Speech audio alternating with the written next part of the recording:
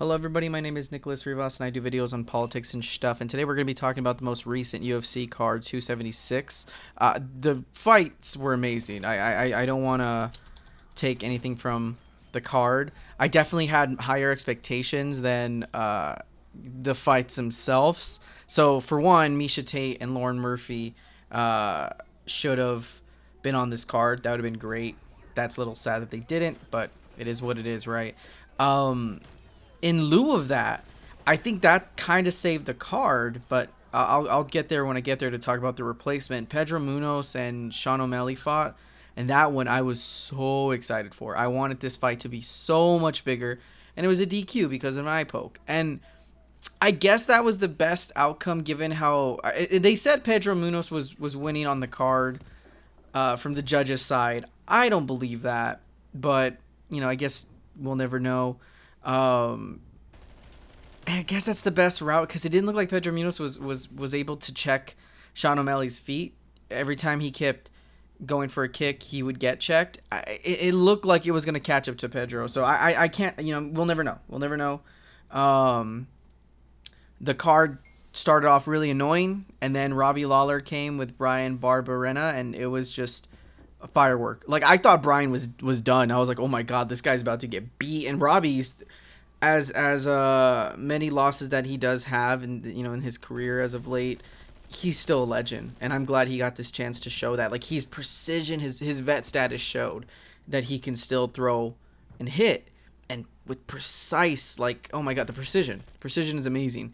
But it's a young man's game, or a younger man's game, right? Like, I don't know too much about Brian Barbanera, but given his chin, it looks more intact than someone like Lawler, who, the guy has taken some damage, right? And he's had some crazy cards, and so I think Brian just had that better chin for the meantime. I don't see Brian having a career with longevity if he continues to fight like that, because he wasn't dodging any hits. He was really bad at parrying and blocking. I really like Brian so far with his heart and how he gave so much respect, but I'm curious to see him go. I think he's fought a few. When I look at his stuff, I mean, Brian, let's see, he has a pretty up and down record. I think he had some really good streak back in 2014.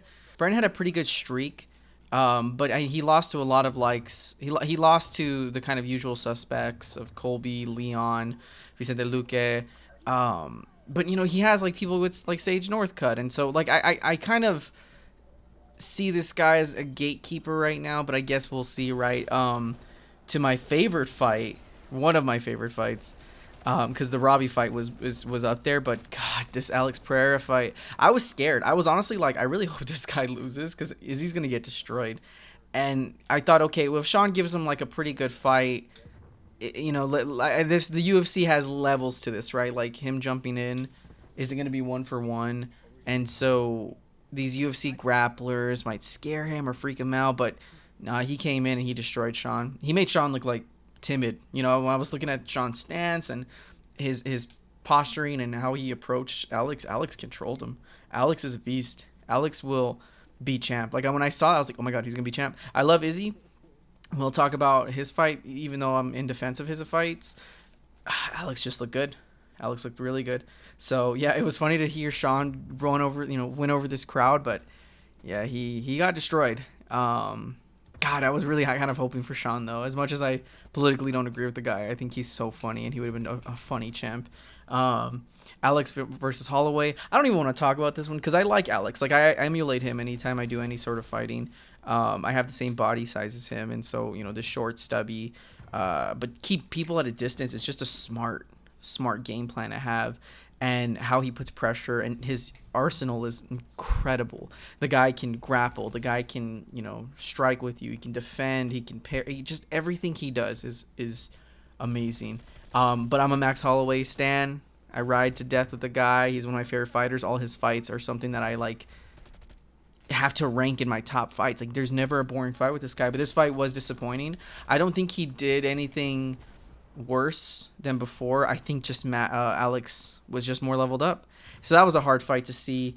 Usually after every card, I go to the post-fight press conference, but I was watching his like son of a bitch. Like I was kind of reluctant because he beat Max like in decisive fashion. I thought we'd get a fourth fight with this, but Alex cemented itself. I'm curious to see how he goes with Charles. If he fights Charles, he will lose. I'm 100% on that ride. Like Charles is a different fighter from everybody. I think if Charles was a bigger guy, he could fight people at bigger levels too. It's not just him in his own division. I think Charles is a beast of his own. So we'll see. I'm excited. I saw there was videos too of Henry Cejudo. There was talks of Henry with Sterling, with Sean, but to hear him talk to Volk, I don't see any Henry Cejudo fight ever with Volk, but that would be interesting.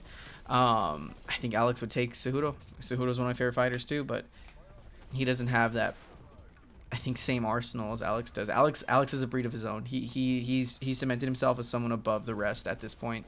Finally, Israel versus Cannonier. Not much to say. It was a slow-paced fight. I don't like people shitting on Israel because he's one of my favorite fighters for a reason. He's technical, and there's this Israel was so boring, and I feel like watching the UFC for so long, for a majority of my life, I've been hearing this forever. I heard about Silva, heard about GSP, heard about Jones. There's always that like, oh, that was boring. Like it's like they're technical fighters. Now I do think Israel gets a lot more. Maybe this is because I have my ear to the ground more than I did back then when I watched those other fights, but I do feel like he gets this a lot more.